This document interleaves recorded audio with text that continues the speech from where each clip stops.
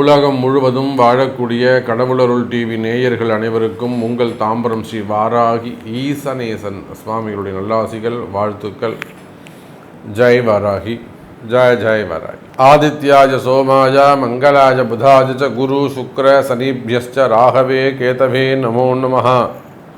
ஆதித்யாதி நவகிரகங்களையும் என்னுடைய குருநாதரையும் இந்த பஞ்சபூதங்களையும் பிரபஞ்சத்தையும் அடியேன் நமஸ்கரிக்கிறேன். உலகம் முழுவதும் வாழக்கூடிய எனதருமை அன்பு பக்தர்களே, புரட்டாசி மாத ராசி பலன்கள். இந்த புரட்டாசி மாதம் சூரிய பகவான் கன்னி ராசியிலே சஞ்சாரம் செய்யக்கூடிய ஒரு அற்புதமான காலம். ஏன்னா கன்னியை விட்டு சூரியன் துலாத்துக்கு போயிட்டார்னா நீச்சமாயிடுவார். அதன் பிறகு வரக்கூடியதெல்லாம் வளர்ச்சிக்கான காலங்கள். புரட்டாசி மாதம் ஒரு புண்ணியமான மாதம். அதிலும் குறிப்பாக ஏற்கனவே கன்னி ராசியில் கேது பகவான் இருக்கின்றார். அவரோடு சேர்ந்து சூரியன் புதன் இந்த இரண்டு கோள்களும் கன்னி ராசியிலே சஞ்சாரம் செய்கின்றன. ஒரு மிக முக்கியமான விஷயம் என்னன்னு கேட்டிங்கன்னா, இந்த புரட்டாசி மாதத்தில் குரு பகவான் வக்ரம் அடைகிறார். கிட்டத்தட்ட புரட்டாசி மாதம் 25ஆம் தேதி வாக்கிலே, ஆங்கிலம் தேதி சரியாக அக்டோபர் 10ஆம் தேதி அன்றைய தினம் குரு பகவான் வக்ரகதி அடைகிறார். சனி பகவான் வக்ரத்தில் இருக்காங்க. அப்போது 4 கிரகங்கள் வக்ரகதியில் இருக்கின்றன. அப்போ இப்பேற்பட்ட புரட்டாசி மாதத்தில் யாருக்கெல்லாம் ஆட்சி பலம் பெற்றிருக்குது அப்படின்னு பார்த்தோம்னா, சனி பகவான் மட்டுமே ஆட்சி பலம் பெற்றிருக்கிறார். அதோடு கூட கன்னி ராசியில் புதன் பகவான் ஆட்சி பலம் பெறுகிறார். செவ்வாய் பகவான் மிதுனத்திலும், அதே போல் சுக்கிரன் ஆட்சி பலம் பெற்றிருக்கிறார். ஒரு நல்ல சிறப்பான விஷயம். துலாம் ராசியிலே சுக்கிர பகவான் ஆட்சி பலம் பெற்றிருக்கிறார். சூரியன் அங்கு வருவாரே ஆனால் இப்போ பிறக்கக்கூடிய பிள்ளைகளுக்கு, இந்த காலகட்டத்தில் பிறக்கக்கூடிய பிள்ளைகளுக்கு சூரியன் சுக்கிரன் சேர்க்கை ஏற்படுமே ஆனால் அது நீச்சபங்க ராஜயோகமாக மாறிவிடும். அப்போ இந்த புரட்டாசி மாதத்தை பொறுத்தவரையிலே 3 கிரகங்கள் ஆட்சி பலம் பெறுகின்றன. ஒன்று புதன், மற்றொன்று சுக்கிரன், மற்றொன்று கிரகம் சனி பகவான். இந்த 3 கிரகங்களும் ஆட்சி பலம் பெறுகின்றன. எப்பொழுதும் போல மகாலட்சுமியின் வீடாக விளங்கக்கூடிய ரிஷபத்தில் குரு பகவான் வக்ர நிலையிலே அமைந்திருக்கிறார். குரு சூரியன் திரிகோண தொடர்பும், அதே சமயத்தில் சனிக்கும் குருக்கும் கேந்திர தொடர்பும் ஏற்படுகிறது. இந்த மாதத்தில் நம்ம பலன் சொல்லக்கூடிய வகை 2 தான். 2 கிரகம்தான்.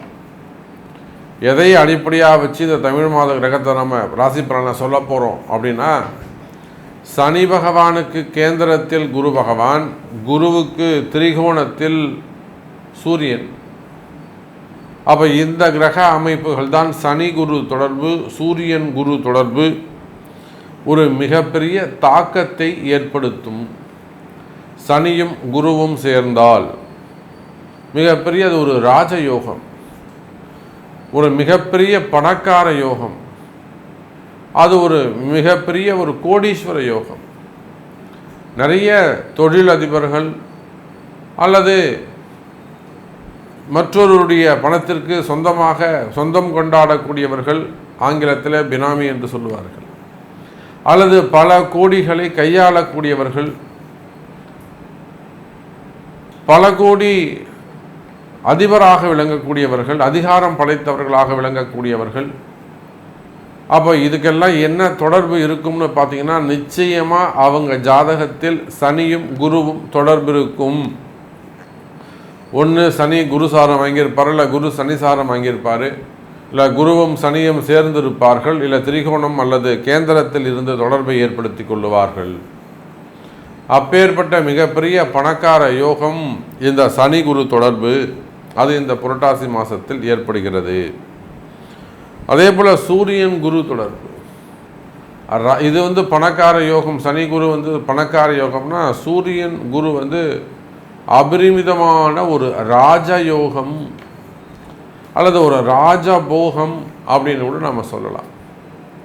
ஆனால் நம்ம இதெல்லாம் சொல்கிறோமே தவிர இதெல்லாம் யாருக்கு பொருந்தும், யாருக்கு இது மேட்ச் ஆகும் அப்படிங்கிறது உங்களுடைய கர்மா, உங்களுடைய பர்த்து சார்ட்டு தான் தீர்மானிக்கும்.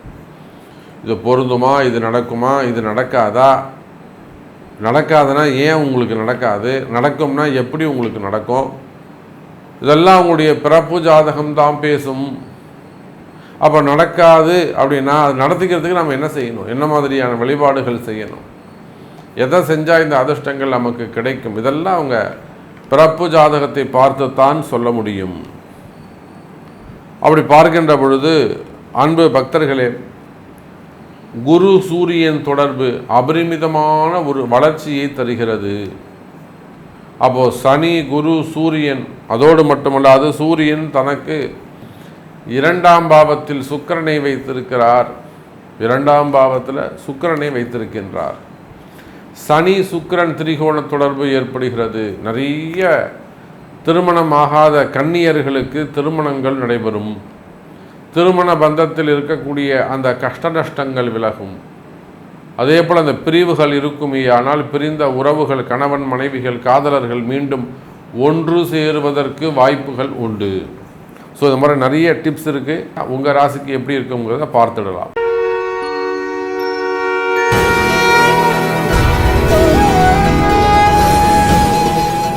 ரிஷப ராசி நேயர்களே,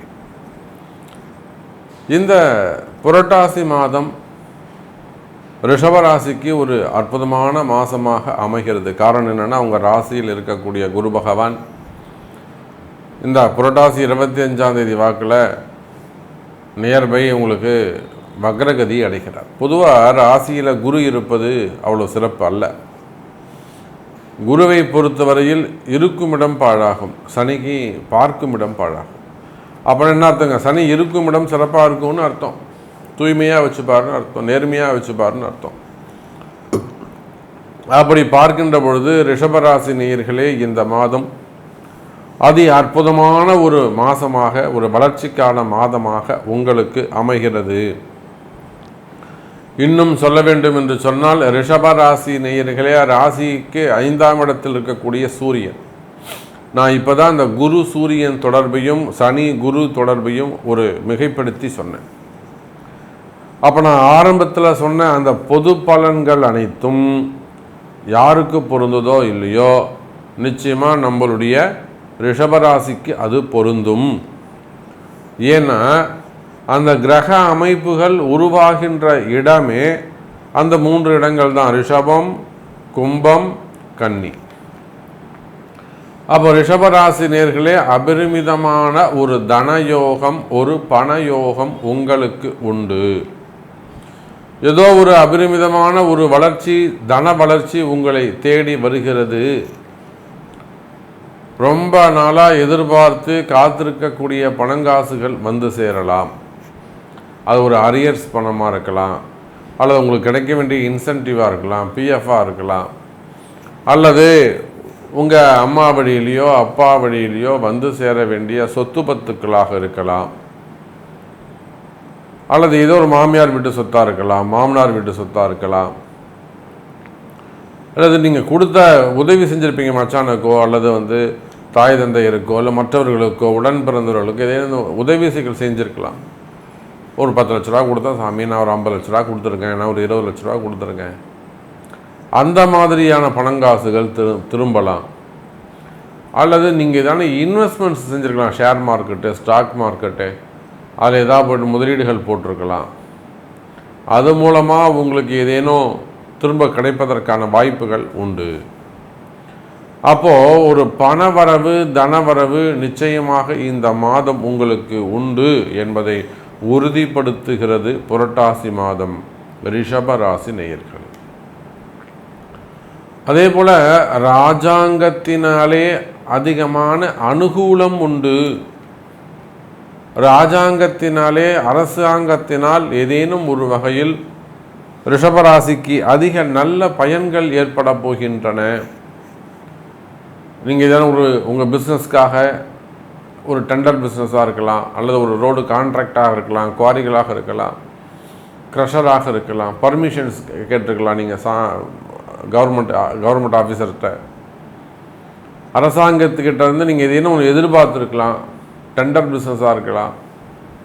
அப்போ நீங்கள் ஏதோ ஒரு விஷயத்தை எதிர்பார்த்து காத்திருக்க தீர்ப்புகளாக இருக்கலாம், ஜட்ஜ்மெண்ட்டாக இருக்கலாம். புரியுதுங்களா? அப்போ எதிர்பார்த்து காத்திருக்கக்கூடிய ஒரு விஷயம் கைகூடக்கூடிய காலமாக இந்த மாதம் அமைகிறது. ஒரு நல்ல செய்தி உங்களை வந்து சேரும் ரிஷபராசி நேயர்களே. தொழில் அமைப்புகள் சிறப்பானதாக இருக்கும். தொழிலில் நல்ல முன்னேற்றங்கள் இருக்கும். ரிஷபராசி நேயர்களே, சார் நான் தொடர்ந்து பிஸ்னஸ் பண்ணிக்கிட்டு இருக்கேன், தொடர்ந்து தொழில் செய்கிறேன், கடுமையாக உழைக்கிறேன், ஆனால் எனக்கு வருமானமே இல்லை. எங்கள் வீட்டுக்காரர் காலையில் போனால் ராத்திரி தான் வராரு, நல்லா கஷ்டப்படுறாரு, ஆனால் லாபம் இல்லை. இந்த மாதிரி எல்லாம் சொல்லக்கூடிய எனதருமை ரிஷபராசி நேயர்களே, நிச்சயமாக உங்களுக்கு வருமானங்கள் வந்து சேரும். நல்ல லாபம் கிடைக்கக்கூடிய மாதமாக அமைகிறது. உங்களுக்கு பிஸ்னஸ் சரியில்லையா, அல்லது ஒரு கம்பெனியோ நிறுவனமோ வச்சு நடத்துகிறீங்களா, அந்த இடம் சரியாக அமையலையா, இல்லை சேல்ஸ் ஆகலையா, இல்லை சேல்ஸ் ஆகிடுச்சு, ப்ரொடக்ஷன் ஆகிடுச்சு, உங்களுக்கு வந்து வரவேண்டிய பணங்காசுகள் வந்து சேரவில்லையா, கடன் சுமைகள் பிரச்சனையா? பொதுவாகவே ரிஷபராசி நேயர்களுக்கு கடன் சுமைகள் அதிகம். இந்த கடன் பிரச்சனை தீர்வதற்கு நம்ம எத்தனையோ பேருக்கு வழி காமிச்சிருக்கோம். எத்தனையோ கம்பெனிகளுக்கு, நிறுவனங்களுக்கு அந்த கடன் சுமையிலேருந்து நம்ம அவங்கள மீட்டெடுத்து வந்திருக்கோம். வெளியூர் வெளி மாநிலங்களுக்கெல்லாம் சென்று அந்த இடத்துல நம்ம யாகங்கள் ஹோமங்கள்லாம் செஞ்சு கொடுத்துருக்குறோம். அப்போ அதை போல் ரிஷபராசினியர்களே, கடன் சுமைகள் கடன் பிரச்சனைகள் இருக்குமே, ஆனால் அந்த கடன் பிரச்சனைகள் விலகும். வரவேண்டிய பணங்காசுகள் வந்து சேரும். தொழில் போட்டிகள், தொழில் எதிரிகள், அல்லது அந்த பார்ட்னர்ஷிப்புக்குள்ளே வரக்கூடிய ப்ராப்ளம் இருக்குமே, ஆனால் அந்த பார்ட்னர்ஷிப் இருவருக்குள்ளே இருக்கக்கூடிய பிரச்சனைகள் இருக்குமே, ஆனால் அந்த பிரச்சனைகள் விலகும். ரிஷபராசி அன்பர்களே, குறிப்பாக குடும்பத்தில் மகிழ்ச்சி உண்டாகும். நிறைய குடும்பங்கள் இன்றைக்கி கஷ்டம். ரிஷபராசியில் அது காதலர்களாக இருக்கலாம், திருமணத்துக்கு முன்பான உறவுகளாக இருக்கலாம், எல்லை மீறிய அத்துமீறிய அதர்மமான உறவுகளாக இருக்கலாம், அல்லது குடும்ப வாழ்க்கையாக இருக்கலாம். குடும்ப வாழ்க்கையெல்லாம் எத்தனையோ வெளிநாடுகள்லாம் பார்த்திங்கன்னா நம்ம எவ்வளோ பரவாயில்ல, வெளிநாட்டிலேருந்து வரக்கூடிய ஃபோன் கால்ஸ் பார்த்திங்கன்னா நிறைய குடும்பங்கள் துன்பத்தில் தவிக்கின்றன. பிரிந்த உறவுகள் மீண்டும் ஒன்று சேரக்கூடிய மாதமாக அமைகிறது. ரிஷபராசி நேயர்களே, அப்படி ஏதேனும் உங்களுக்கு பிரிவுகள் இருக்குமே, ஆனால் என் வீட்டுக்காரர் என்கிட்ட பேசுறதில்ல, என்னுடைய மனைவி என்கிட்ட பேசுறதில்ல, கொஞ்சம் வெளியில் போயிட்டாங்க, தவறான உறவில் இருக்காங்க, இருந்தாலும் நான் ஏற்றுக்கிறேன், மன்னிக்கிறேன், அந்த மாதிரியான பிரச்சனைகள் இருக்குமே, ஆனால் குடும்ப உறவுகளிலே பிரச்சனைகள் இருக்குமே, ஆனால் அவர் தான் சாமி எனக்கு வேணும், எனக்கு அவர் தான் வேணும், எனக்கு அந்த பொண்ணு தான் வேணும், இந்த மாதிரியான தொடர்புகள் கேள்விகள் இருக்குமே, ஆனால் அதெல்லாம் நினச்சது நடக்கக்கூடிய மாதமாக அமைகிறது. அதில் ஏதேனும் பிரச்சனை இருக்குது, செய்வினை கோளாறுகள் இருக்குன்னா நிச்சயமாக அதுக்கெல்லாம் நம்முடைய அன்னை வாராகி இருக்கின்றால், வாராகி பூஜையால் அதை சரி பண்ண முடியும். அப்போ பிரிந்த உறவுகள் மீண்டும் ஒன்று சேருவதற்கு வாய்ப்புகள் உண்டு. அதே போலத்தான் நோய் நொடிகள். நிறைய ரிஷபராசி அன்பர்களுக்கு நோய் நொடிகள், ஒரு மனசில் ஒரு பயம், தேவையில்லாத மன பயம்.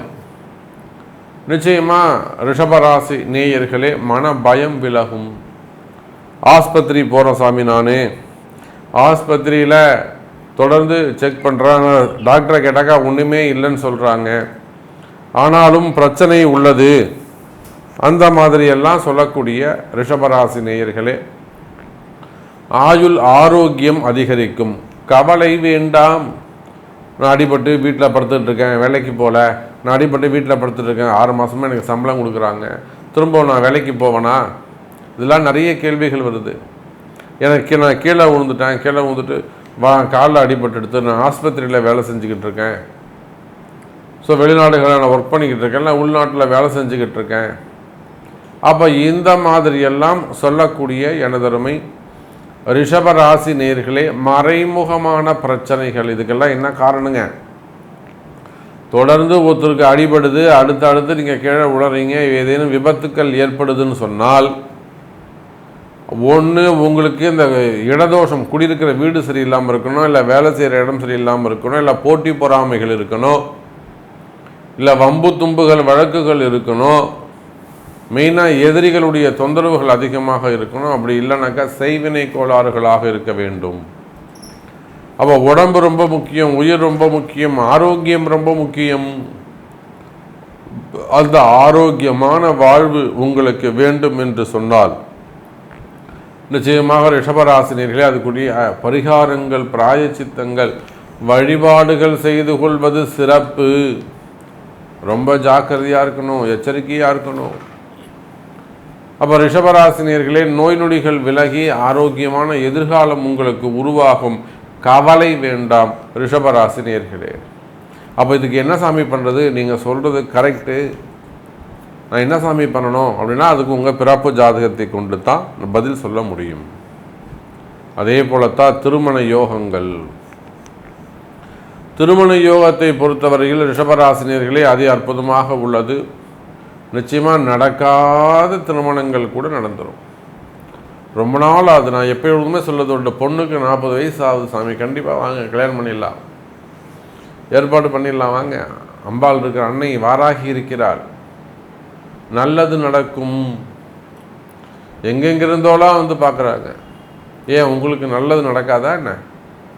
தைரியம் நம்பிக்கையாக இருங்க, முழு நம்பிக்கையோடு வாங்க. 40 வயசில் பொண்ணு இருக்குது சாமி, தாராளமாக கல்யாணம் பண்ணலாம். திருமண யோகங்கள் கைகூடும்.